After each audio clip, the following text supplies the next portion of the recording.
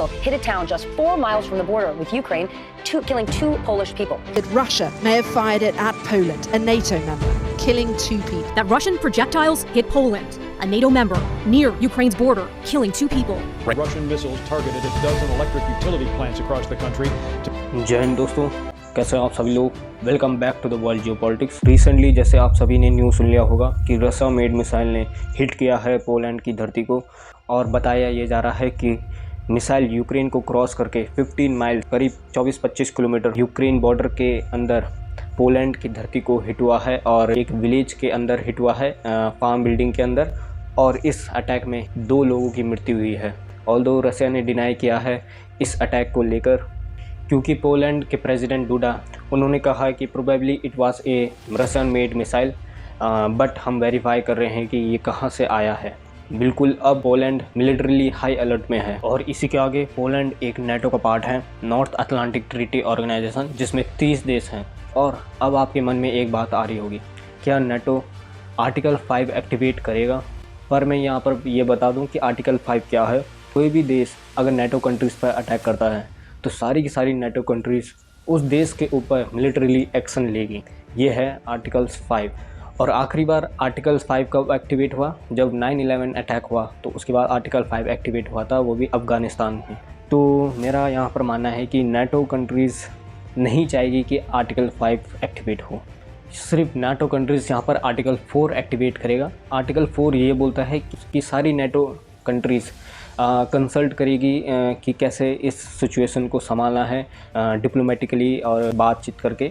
ये आर्टिकल्स 4 बोलता है। ये प्रोवोक ऑफ वार नहीं बताता है आर्टिकल 4। और इसी के आगे मैं ये बता दूं कि कोई भी कंट्रीज़ एस्केलेशन की मूड में नहीं है।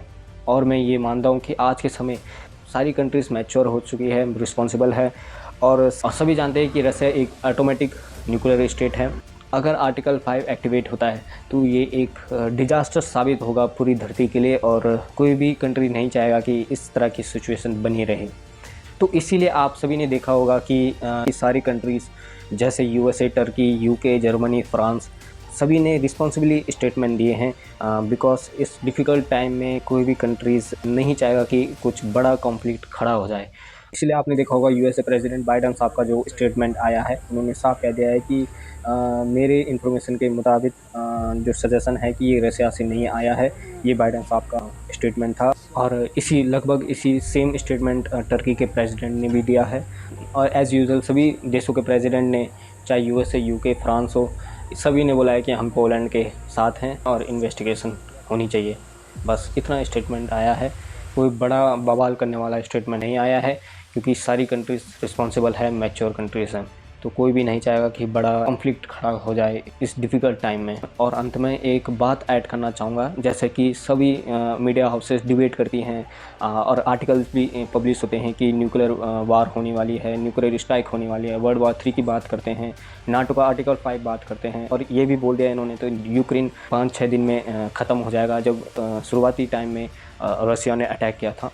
पर मैं यहाँ पे ये बता दूँ कि मेरे एनालिसिस के थ्रू मैंने कभी नहीं बोला कि न्यूक्लियर स्ट्राइक होगा, न्यूक्लियर वार होगी, या यूक्रेन फॉल हो जाएगा 5-6 दिन में।